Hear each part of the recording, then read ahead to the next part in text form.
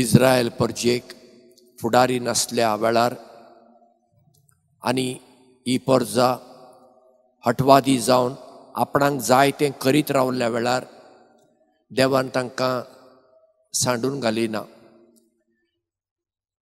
देव आपल्या दुताक धाडटा तें आमी आज पयल्या वाचपांत आयकलें.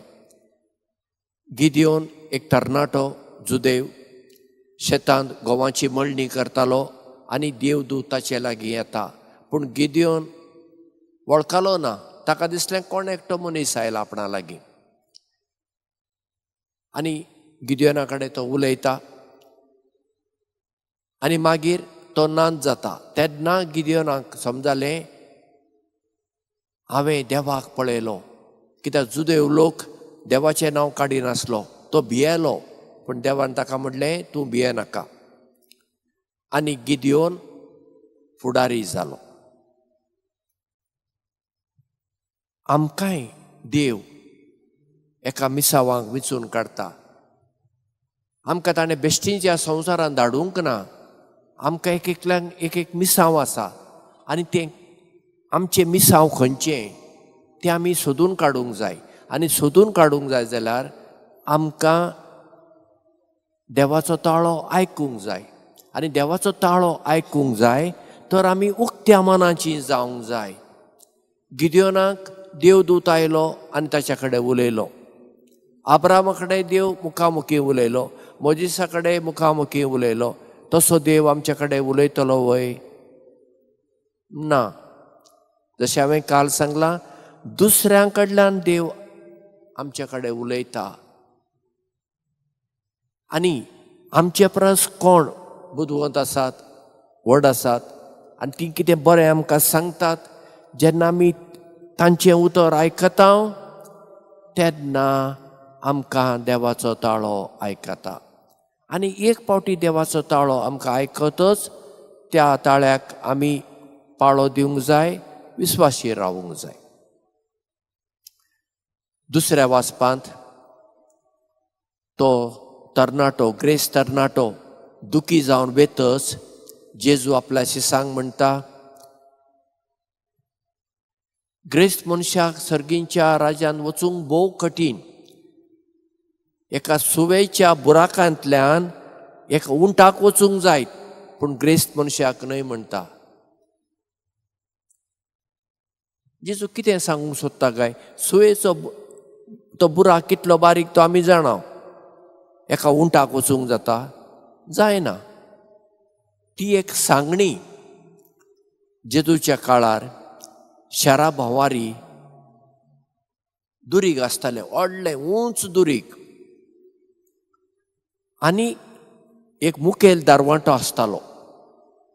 जसो आमचे बाजिलीकेक आसा असो फुडें दारवाटो. तो दिसाक उक्तो आसतालो. सांज जाली म्हणटच रात जाली म्हणटच राखणदार तो दारवाटो बंद करताले. कित्याक कोणी दुस्मान येवंक शकतात रातीक. पूण कोणी जर शाराच्या भायर गेला ताणें कशें भितर येवप? त्या कुशीन आनी एक ल्हान दार आसतालें आनी तातूंत तुज्यान असो उबो रावन वचूंक जायना. तुवें असो भागवून वचूंक जाय. आनी ताका सुयेचें बिरडें अशें नांव आसलें. जेजू ताचो उल्लेख करता. आतां त्या ल्हान दारांतल्यान मनशांनी वचूंक जाता पूण उंटाक वचूंक जाता वय? उंट व्हडलो आसता. पूण उंट मागीर बागोवन चार पांयांनी सकयल पडून मागीर तांतल्यान कसोय वचूंक शकता. पूण ग्रेस्त मनशाक सर्गींच्या राज्यांत वचूंक भोव कठीण. आतां ग्रेस्त मनीस म्हणल्यार कोण? ग्रेस्त काय कितें वायट ना. पूण जो ग्रेस्तकायेचेरूच लबदोन आसा आनी आपली ग्रेस्तकाय दुबळ्या धाकट्या सांगात आयली वांटून घेना, उदार मनाचो ना, ताका सर्गींच्या राज्यांत वचूंक भोव कठीण. कित्याक तो ग्रेस्तकायेचेर पातयेवन जियेता. पूण अशेय ग्रेस्त मनीस आसात ते आपले ग्रेस्तकायेक लबदोन नात. ते उदार मनाचे मनीस. कोणाक गरजे आकांताक पडल्यांक ते आदार करतात. आनी थोडे दुबळे मनीस आसतात तांचे लागीं कांय चड ना पूण सदां तांची आशा म्हाका तें मेळूंक जाय, भांगार मेळूंक जाय, हें मेळूंक जाय, तें मेळूंक जाय. सदांच तांचें मन ग्रेस्तकायेचेर आसता. त्याय मनशांक सर्गींच्या राजान वचूंक भोव कठीण. घडये आमी तसलीं मनशां आसूं येता, आमी ग्रेस्त न्हय आसत, पूण आमचें काळीज मन ग्रेस्तकायेचेर आसा. त्या वेळार पेद्रू म्हणटा, तर आमी तुजे खातीर आमी हें सगळें आमचें सांडलां आनी आमी तुजे बरोबर आसा, आमकां कितें मेळटलें? आनी जेजू ताका म्हणटा, सासणाचें जिवीत तुमकां मेळटलेंच, पूण ह्या संवसारांत सयत तुमकां तुमचें इनाम फावो जातलें. पूण जेजू खातीर जो कितें आमी वावर करता तो फुकट वेचना, ताचें इनाम आमकां मेळटलें. ह्या जेजूच्या उतरांचेर विस्वास धरून आयच्या दिसा दुसऱ्यां खातीर आमी कितें बरें करुया. आनी आमी कशें करूंक जाता? आयच्या एका दिसा आमी दुसऱ्यांचें वायट उलोवचें न्हय, बरें उलोवया. तांच्यो खबरो करच्यो न्हय. उलोवचें जाल्यार तांचे विशीं बरें उलोवया, दुसऱ्या विशीं बरें चिंतुया.